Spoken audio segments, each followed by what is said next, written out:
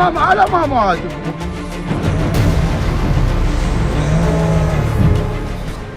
Iran Israel की 12 दिन लंबी जंग के बाद ईरान के गुस्से का नया चेहरा सामने आया। ईरान के सबसे बड़े शिया धर्मगुरु ने अमेरिका के राष्ट्रपति डोनाल्ड ट्रंप और इजराइल के प्रधानमंत्री बेंजामिन नेतन्याहू को खुद का दुश्मन करार करते हुए फतवा जारी किया है। इस वक्त में दोनों नेताओं को मुहरिब यानी ईश्वर से युद्ध करने वाला अपराधी बताया गया है। ईरान बनाम इजराइल की जंग में दुनिया ने सबसे घातक हथियारों का इस्तेमाल होते हुए देख लिया है। इस जंग में अमेरिका की एंट्री ने दुनिया के सामने नई चुनौतियां पेश कर दी थी। 12 दिन चली इस जंग के बाद सीज फायर का ऐलान किया गया, लेकिन अब ईरान ने इससे आगे की कहानी शुरू कर दी है और वो कहानी है नेतन्याहू और ट्रंप के खिलाफ रिलीजियस वॉरफेयर की।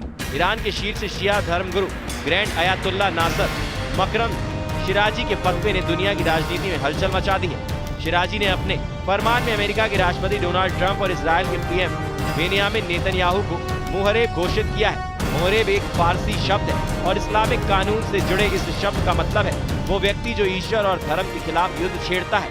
ईरानी कानून के मुताबिक मुहरिब को मौत की सजा, सूली पर चढ़ाना, अंगों को काटा जाना या निर्वासन जैसी कठोर सजा दी जा सकती है।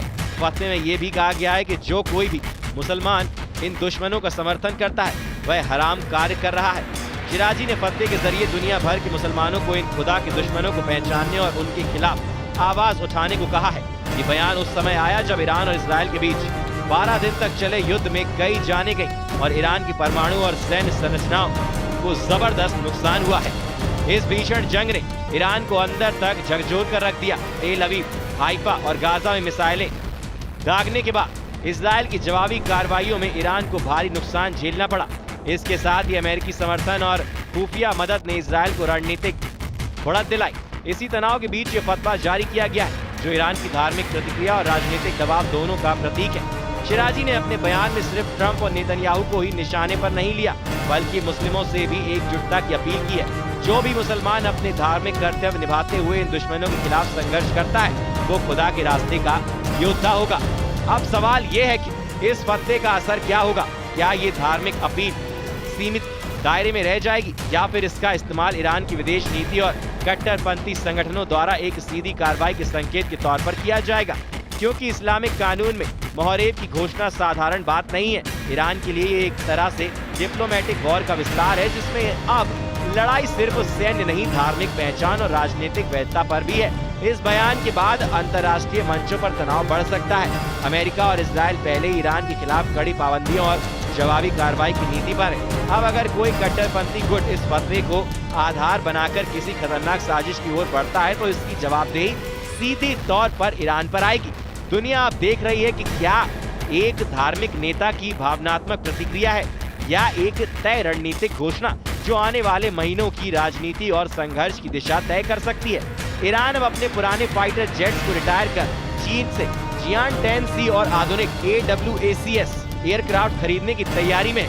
माना जा रहा है कि ये कदम इजराइल के साथ संभावित हवाई संघर्ष को देखते उठाया जा रहा है। ईरान के पास अभी भी F-14, F-5 और F-4 जैसे जेट्स हैं जो अब टेक्नोलॉजी और सुरक्षा के लिहाज से काफी पुराने हो चुके हैं।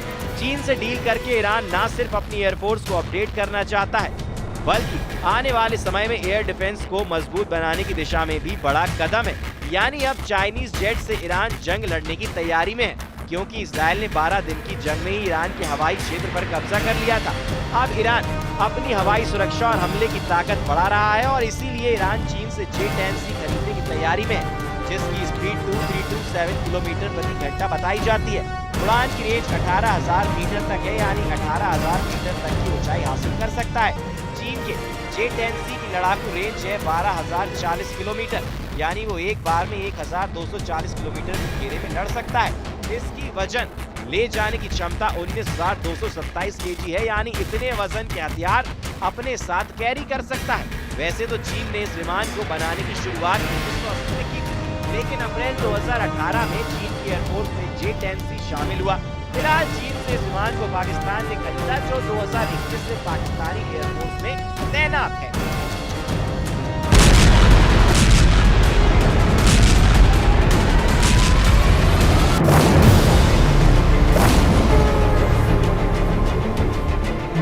على ما